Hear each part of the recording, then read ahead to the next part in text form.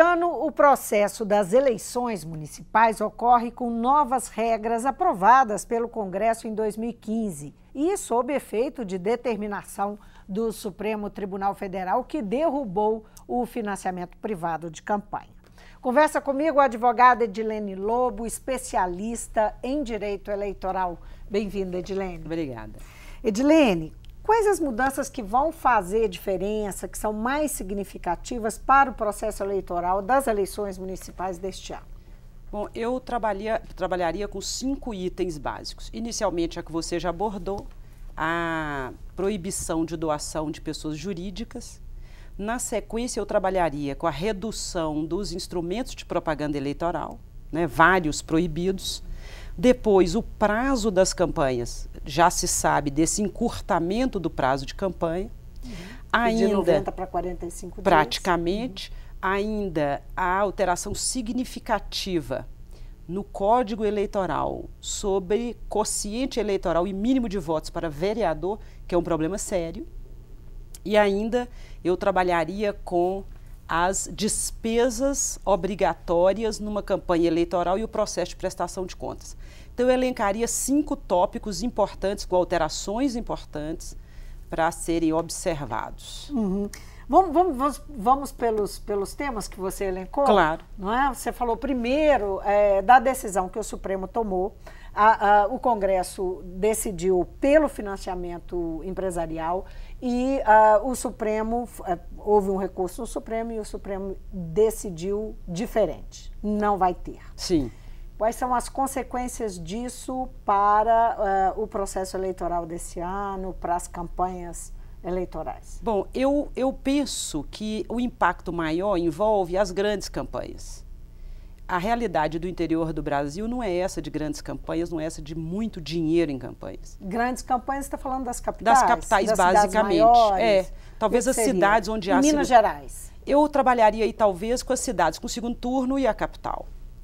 Embora haja um tratamento diferenciado pela lei também das cidades acima de 100 mil eleitores, mas eu ficaria com as capitais e as cidades que têm segundo turno. É aí que o dinheiro corre.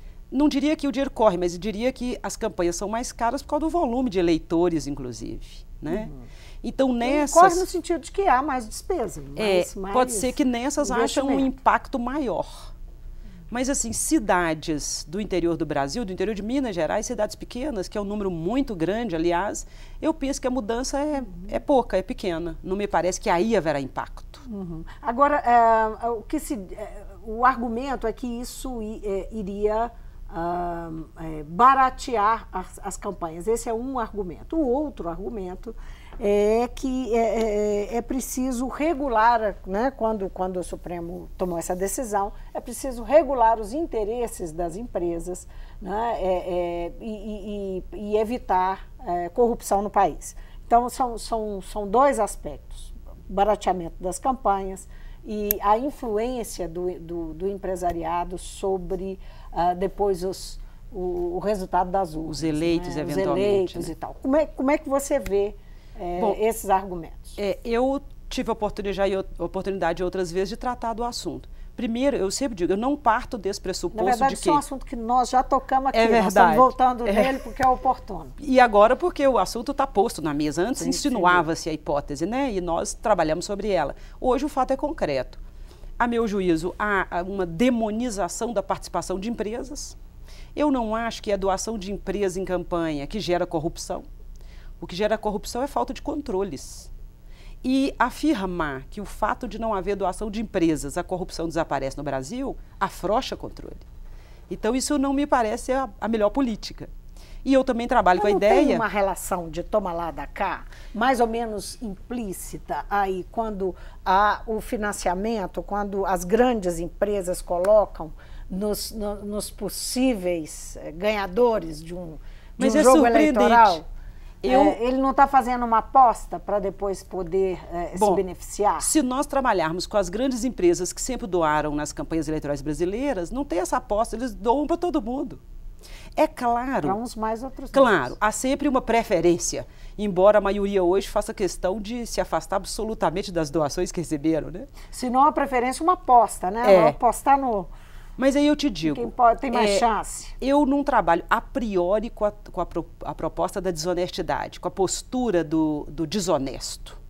A lei permitia, era possível e as empresas doavam. E os candidatos recebiam. Se a empresa aposta, o candidato aceita, esse é um comportamento que tem que ser combatido. Por ele, pelo partido dele, pelo eleitor dele. Quer dizer, não se pode ter o candidato com a pretensão dessa, não se pode ter a empresa com essa mesma pretensão e o eleitor desatento. Agora, é interessante o que você está falando, porque em tempos de Lava Jato, o raciocínio que se faz a priori é exatamente o contrário. É que há uma má-fé a princípio, não é? Esse é o raciocínio que está sendo feito. Claro. Na justiça. Engraçado que é um raciocínio muito recente, porque tem muito tempo que a empresa doa para campanhas no Brasil. Esse raciocínio, e aí nós não podemos ignorar a Lava Jato, nós não podemos ignorar esta realidade perversa do sistema político brasileiro, que, convenhamos, não perdoou ninguém. Nós não temos nenhum partido que possa bater, ou mesmo candidatos, grandes candidatos, e eu estou falando aqui das campanhas presidenciais, e muito provavelmente a governador também, você não teria ninguém que pudesse dizer que não recebeu doação de empresa. Eu não poderia dizer que essas pessoas, tomando esse conjunto, que todas receberam porque estavam de má fé. Eu faria um julgamento de pessoas e de comportamentos, a meu juízo, presunçoso. Eu não quero crer que todas essas pessoas são desonestas. Então eu te digo, eu individualmente, pessoalmente, eu não paro do princípio que quem doa para uma campanha é desonesto. Claro que se pretendeu que grandes volumes ingressassem numa campanha formalmente. Porque é um outro aspecto que nós precisamos considerar. O fato de ter uma lei proibindo ou uma ordem judicial proibindo não significa que a conduta não ocorra. É o caso do Caixa 2? Do Caixa 2. Esperar agora, é o que se diz, que o fim do financiamento privado vai levar a explosão do Caixa 2. Também não creio nisso. Eu sempre trabalho com a ideia do seguinte, claro que muito provavelmente deve ter alguém que vai ter uma conduta ilícita, mas eu não poderia dizer, senão eu seria irresponsável. Todo mundo vai fazer Caixa 2, todos esses candidatos são desonestos, todas essas empresas atuam assim. Eu acho o contrário, há um cuidado dos candidatos, um cuidado maior. As empresas, muito provavelmente, as empresas sérias, eu não estou falando daquelas que praticam ilícitos, as empresas sérias muito provavelmente não queiram mais doar, ainda que tivessem doando como mera contribuição para o processo político. Depois de todo esse processo, né? Porque agora é uma demonização da atuação das empresas. Agora, há também uma situação muito clara, a gente toma como referência o Congresso Nacional, a gente vê claramente a força do poder econômico nas bancadas que foram eleitas, não é? E isso tem naturalmente o dinheiro de empresas, não são as pessoas físicas que estão elegendo. Né? Claro, nós temos bancadas com nome e sobrenome, né? A mais famosa é a bancada da bala. Cresce... Ainda assim, você acha que, enfim, tirar o financiamento empresarial não é a solução? É porque eu trabalho com a seguinte ideia, não vejo como solução. Primeiro, eu acho que um processo... O que seria a solução? Então, um processo duradouro numa sociedade democrática é a construção de convencimentos nas pessoas. É a educação das pessoas, é a ampliação da fiscalização, é verdade, mas é a construção de convicções bem sedimentadas. A reforma, a posição do Supremo e alterações na legislação, nós todos sabemos, embora pareça ser a vontade popular, não é uma construção coletiva. São sempre decisões que partem de um ponto de cima para baixo. Certamente no imaginário construído pela mídia descomprometida com a realidade, vai se parecer que o povo inteiro sabe o que é financiamento de campanha por pessoa jurídica, que o povo brasileiro inteiro tem uma posição contrária. Eu não faria essa afirmativa porque eu não creio que seja assim. Esse povo que se usa tanto para falar de vontade popular, não me parece que tenha sido consultado para isso. Então eu parto do primeiro princípio. Olha, se nós estamos falando de uma sociedade democrática, o principal interessado é o cidadão, ele tem que participar da conversa. Se ele não se convence, você não pode tomar uma decisão em nome dele sem convencê-lo. Porque convencer o povo é também educar as pessoas. E nós precisamos educar as pessoas. Está tomando muita decisão...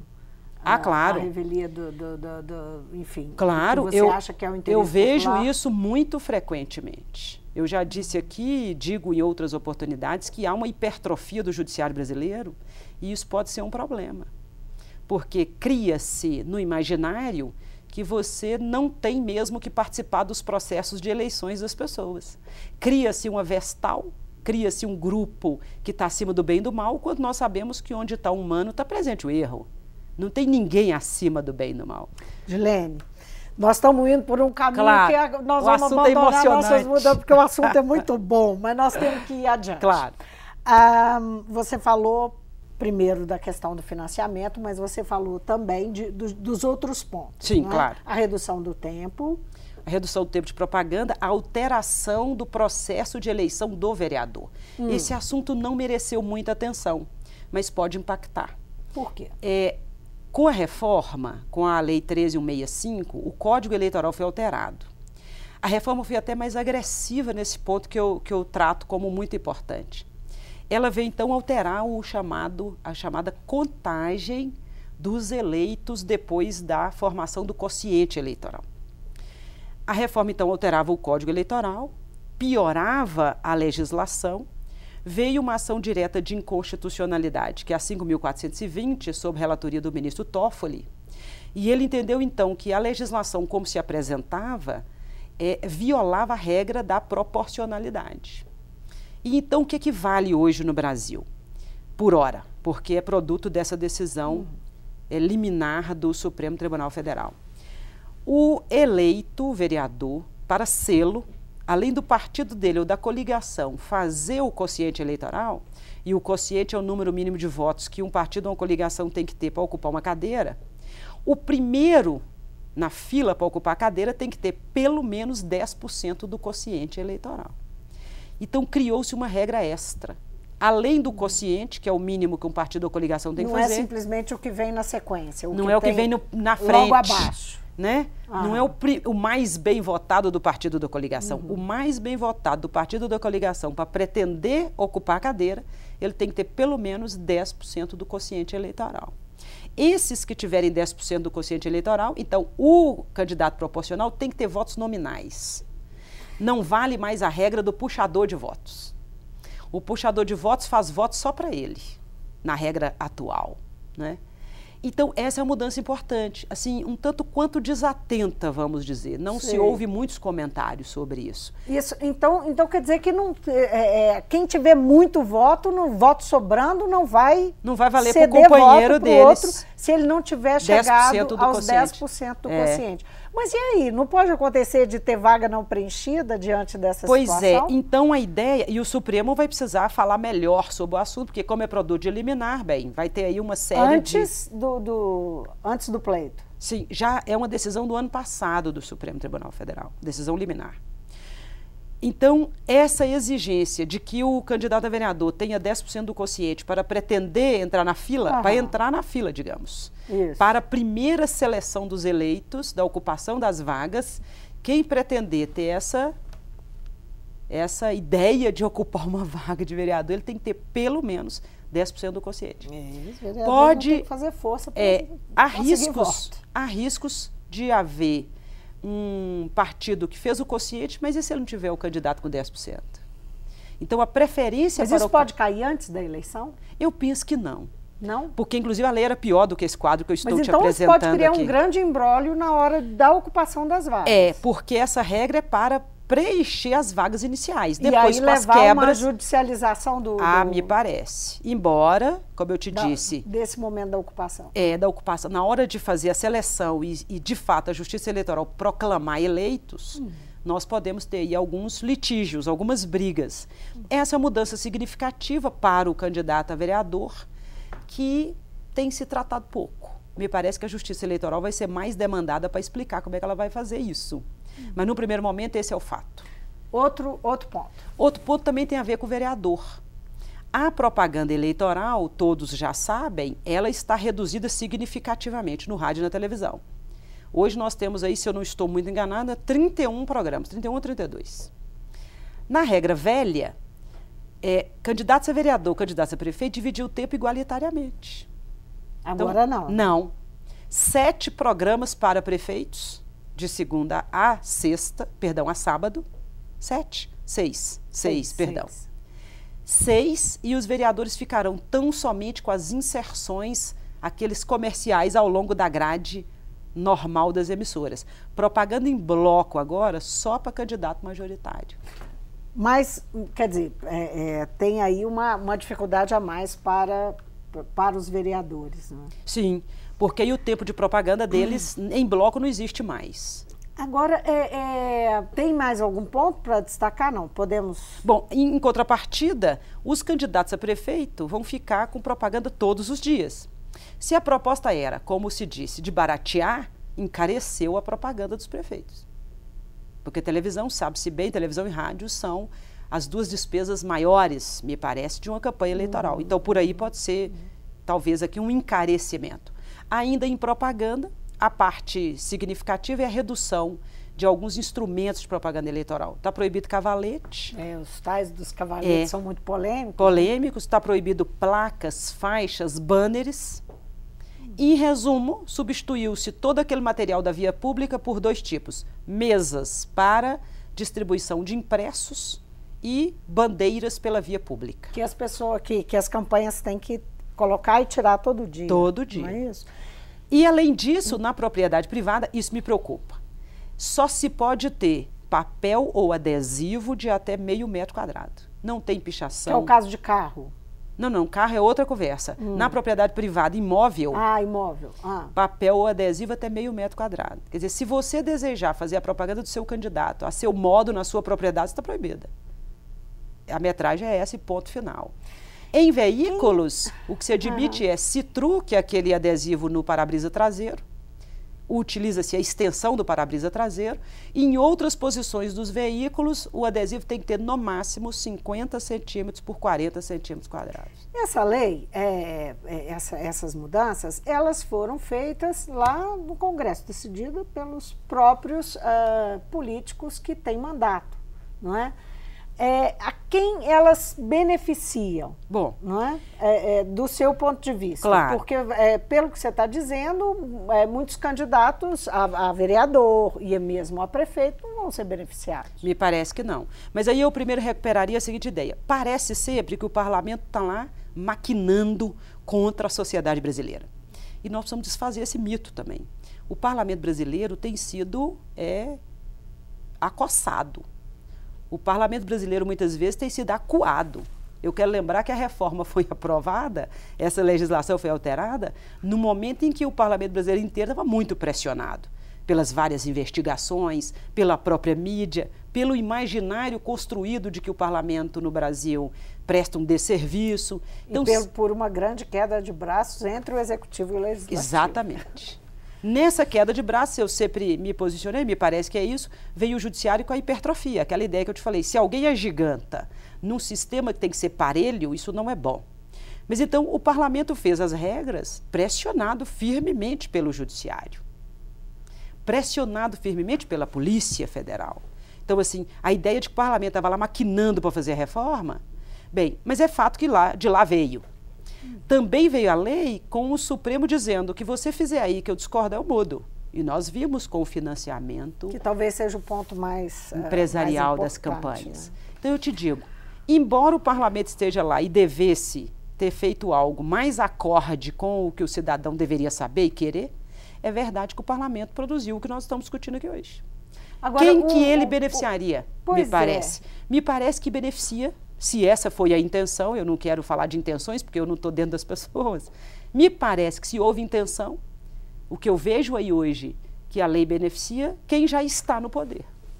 E o eleitor? Mais ainda, eu penso que não, e vou dizer por quê. Beneficia também quem tem dinheiro para se financiar, ou seja, beneficia o poder econômico mais uma vez. A ideia era de que não, que ia se baratear campanhas, que ia se popularizar campanhas, que ia se permitir a inclusão da mulher na política. Essa é uma das propostas da reforma. Está, inclusive, na ementa da lei. Mas não deu nenhum passo nesse sentido. Né? Pouquíssimo, né? Não tenho nem como grande exemplo para te trazer. Há pequenas mudanças, mas não me parecem significativas a ponto de merecer um diálogo nosso. Mas você estava falando de quem mas é rico, eu te dizia, então, se que beneficia. a ideia exatamente por quê? Me parece que é essa, porque quem tem patrimônio pode se financiar. Mas quem já está no poder tem um privilégio, né? Então, me parece que a lei, como está, ela privilegia quem tem dinheiro e quem está no poder. A vantagem para a democracia, porque isso aqui é uma das muitas mudanças na legislação eleitoral, a cada processo eleitoral que nós vivemos, nós vemos as mudanças acontecerem, o Congresso vota, se o Congresso não vota, o TSE vai lá e solta as resoluções, trazendo mudanças, enfim. Que vantagem, ou há vantagem para a democracia, para o crescimento democrático, a melhora na qualidade da nossa democracia, nessas mudanças constantes acontecendo no processo eleitoral? Bom, eu não sou pessimista, eu sou otimista por natureza. E eu creio que se permite debate já é bom. Mas te dizer que na essência da reforma, que todos seremos felizes numa democracia, não creio. Eu acho que perdeu-se mais uma vez uma grande oportunidade de ouvir as pessoas, diretamente. Eu venho insistindo. Por plebiscito? Por exemplo, a história recente do Brasil tem 3 consultas públicas, 2 plebiscitos, um referendo, isso é lamentável. Então, nós poderíamos ter tido uma grande consulta pública, até para eu te dizer, olha que importante, as pessoas foram lá e responderam com convicção, não querem empresa financiando campanha. Nós estaríamos melhores, eu penso, inclusive com as pessoas se sentindo incluídas para combater a Caixa 2. Mas você poderia ter melhorado a qualidade do diálogo dos políticos, do judiciário com o povo, sem dúvida. Então eu te digo, o lado bom disso é que permite que nós estejamos aqui conversando. As pessoas estão nos ouvindo. Nós estamos gerando comentários a partir dos nossos posicionamentos. Então, isso para mim já é algo. Mas beneficiar o eleitor e o próprio cidadão quando ele não participa desse processo, não me parece. Outra coisa, para finalizar aqui o tom ácido, a propaganda eleitoral na propriedade privada, o momento em que as pessoas podem se expressar, ela está limitada, ela engessou o cidadão. Não me parece uma boa proposta, sabe? É por isso que eu penso que continua se devendo ao cidadão brasileiro uma inclusão verdadeira nisso que nós estamos chamando de democracia, de processo democrático.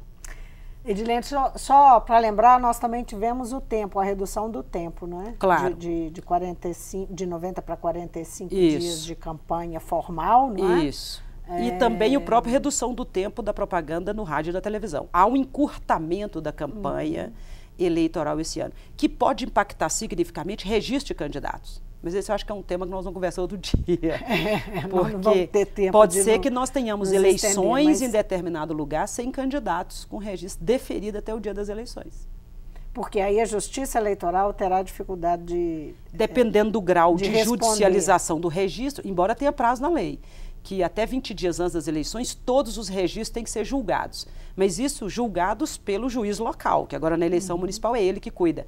Mas nós poderemos ter, por exemplo, registros sendo discutidos no TRE e no TSE ainda antes das eleições. Se a gente tomar por base 2014, que teve uma grande batalha, uma judicialização intensa. Não é? Pode ser que a gente vá ver algo mais intenso ainda. Candidatos se acusando, né, mutuamente. Claro. Pode acontecer de novo. Pode ser que a gente tenha um cenário assim, ou não, né, gente? Fazer o exercício de futurologia é difícil. Mas o que eu te digo é, concretamente, você pode ter aí novidades com esses candidatos que estejam com registro subjúdice. Edilene, foi um prazer ter você aqui mais uma vez. Muito obrigada. Viu? Eu conversei com a advogada Edilene Lubo, ela é especialista em direito eleitoral e nós conversamos sobre um assunto que são especificamente as mudanças que vão ocorrer no processo eleitoral desse ano, das eleições municipais de 2016. E Edilene reuniu nesse livro Poder e Legitimidade, Eleições 2016, muito dessas mudanças, trazem tópicos, essas mudanças que ocorreram, analisa e traz também as resoluções do TSE, não é, que esmiuça, detalham a lei, né? Detalham a lei que sofreu mudanças tanto no Congresso quanto também por decisão do Supremo Tribunal Federal. O Mundo Político fica por aqui, obrigada por nos acompanhar e até o próximo programa.